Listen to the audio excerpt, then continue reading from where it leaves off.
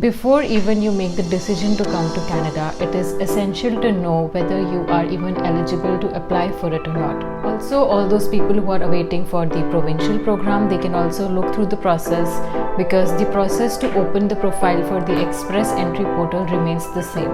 So let me start ahead with the process on how to check your eligibility.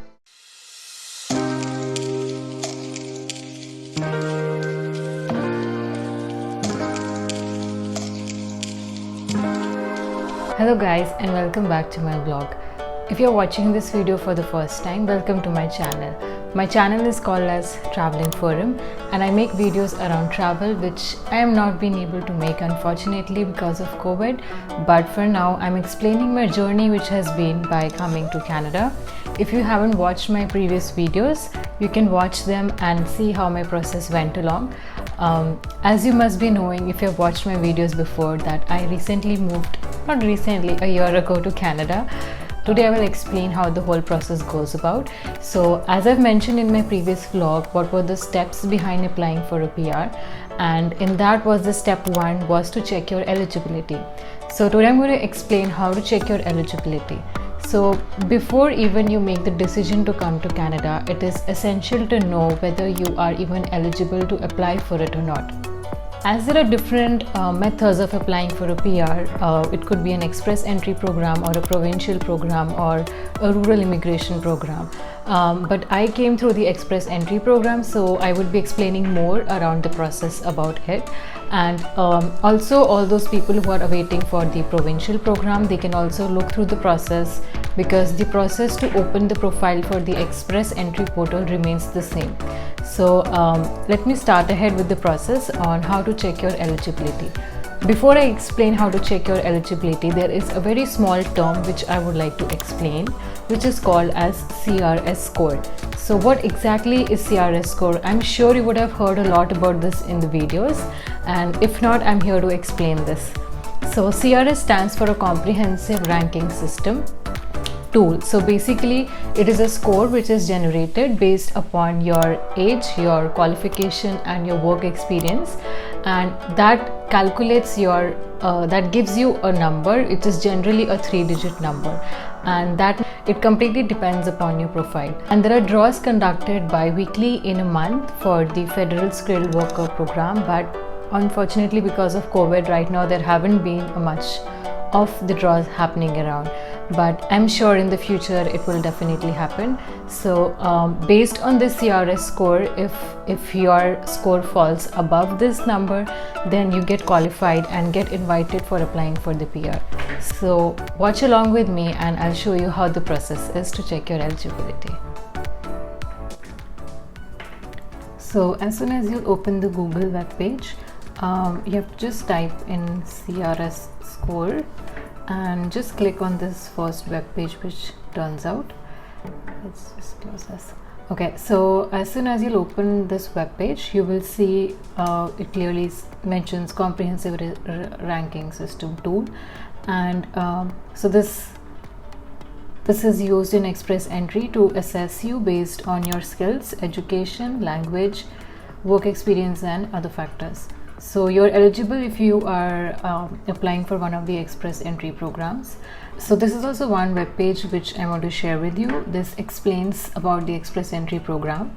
So it is also available for 3 other programs, which is the federal skilled worker program, then federal skilled trade program and the Canadian Express class. As soon as you land on this page, so you'll start by first clicking what is your marital status. It could be any of these. I'm just taking for now single. And how old are you? I'm just taking random example of maybe 26 years. And then level your education. So here you have to be careful in choosing which education it is. It could be a Canadian degree or diploma, or was it any other education which was done outside of Canada and which ECA finds it equivalent to. So there are several options in this. If you have only completed your diploma, your high school graduation, if you have done 1 year of program, if you have done a 2-year program at the university, or if it was a bachelor's degree program, so you would be selecting this one. In case it's a 3 or more than 3 year at a college or a university, and 2 or more certificates or diplomas or degrees, in case you have maybe like short a 1-year degree. If you have done 2 1-year degrees, then it will fall under this category. Or maybe if you have just done 2 diplomas, then that will fall in this category. And I had a bachelor's and a master's, so then I chose the master's degree. So for example, if I'm choosing master's degree here, and then be careful with the questions. It says, have you earned a Canadian degree, diploma or certificate? So this question, the 4th one, relates to an international education credential, and this one refers to if you have an Canadian degree earned in Canada, basically. So this again depends on whatever your background has been. For me, it was, I didn't do any education from Canada, so I'm selecting as no. So next question is based on your language. So whether you have given any English language or a French language exam. So this relates to either IELTS or maybe like DELF, I guess, for French. So, and if your results are within the 2 years when you're applying for this, so it should be 2 years, otherwise your score is invalid. So which language did you take? So as I was mentioning, it could be IELTS, it could be French for French. So I gave just IELTS. And so generally prefer taking a score of 8,777. So for here, for instance, my score is 8 or 8.5 or 7.5. I fall in the same category. So try to have the highest scores as much as you can. So speaking, I'm taking this, and then listening, I am taking 8.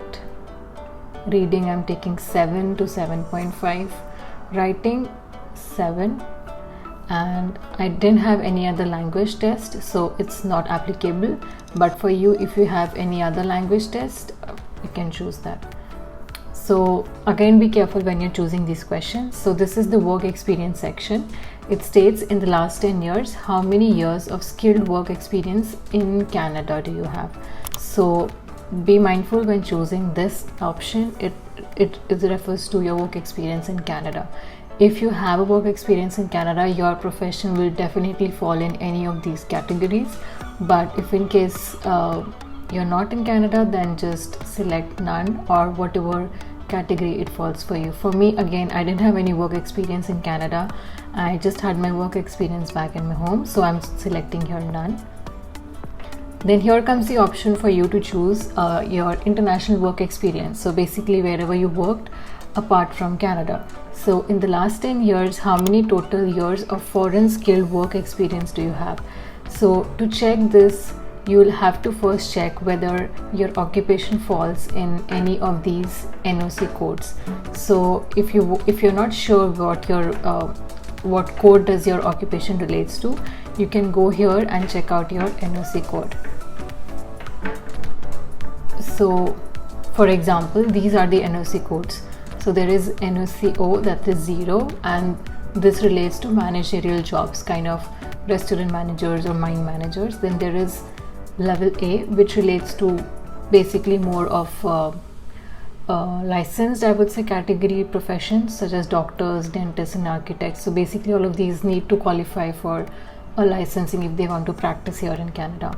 Then skill B are the technical and the skilled trade jobs, which I was referring to as which falls in the skilled trade program, which could be like chefs, plumbers, electricians. Then skill C, it refers to occupations such as butchers, haul truck drivers, and food and beverages. And skill D. So based on these, you have to choose your skill type where you fall, and there will be different job codes also which are specifically referring to this. So try to figure out what your NOC falls in. So when you scroll down more, you'll find this is the NOC code. These are the different codes, and this is the title which it refers to, and these are the code, the skill code. So as like here it was mentioning 0, A, B, C and D. So here you will find your code, and here you will find your code number, and here will be your title. Do you have a certification qualification from a Canadian province? So this refers to certain specific professions, and I didn't have any of this, so I'm just selecting as no. if you have a job offer already in hand, which is also supported by the labor market impact assessment, then good for you, apply for this. But if you don't have, then a valid job offer can also fall in any of these categories. So I just selecting it no, because I didn't have anything and I didn't apply for the PNP. So if you're going through an express entry, you feel you would qualify for that score, don't select it. I selected no. And do you, your spouse or common law partner have at least one brother or sister living in Canada who is a PR? If you have any of your biological brother or sister or someone related to you, select it yes. Or I didn't have anyone, so I'm just selecting it as no. And based on this, you calculate your score. Just click on this and then it calculates your score based on all the factors above. So for instance, age was giving me 110 score, education is giving me 135, language is giving me 127. So this accounts for a total of 372. Then if in case you change your marital status and you have a spouse, it will ask you questions based on your spouse. So if in case your spouse has given the IELTS exam, then this score will get increased. It will add some factors to it. Then if in case you have any Canadian experience or so that gets accounted here. I didn't have, I just had the international work experience. And if I had a Canadian work experience in education, this score would have changed from 0. So this is only accounting for 100 points for this.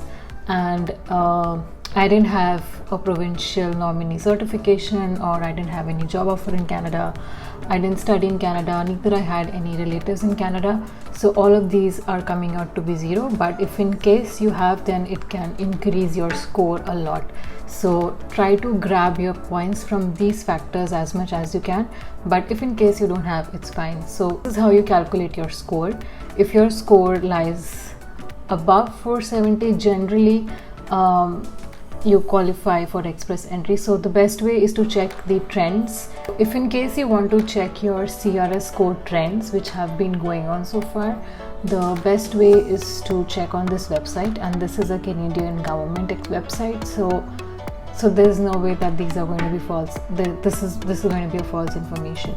So try to identify what the score is coming out and for which category is. So as I had mentioned, express entry accounts for different kinds of programs: Canadian experience class and provincial nominee program and federal skilled worker program. So unfortunately, because federal skilled worker program draws have not been coming out much, but if in case it does, it will show up here, and try to figure out what has been the trend so far.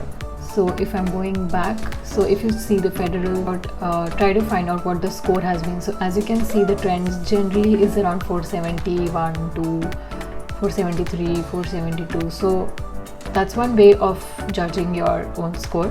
This can change and this can vary. So depending on what your score is falling in, try to figure out which program is the best for you. So generally provincial nominee programs are good for people who have a lower score of less than 470. So if you get a provincial nominee certificate from the province, then you can go ahead and apply for a provincial nominee program, and that generally gives you a higher score. It boosts your score.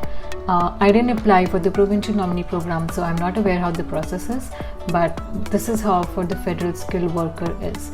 So that is a video for checking out your score, CRS trends, and checking your eligibility.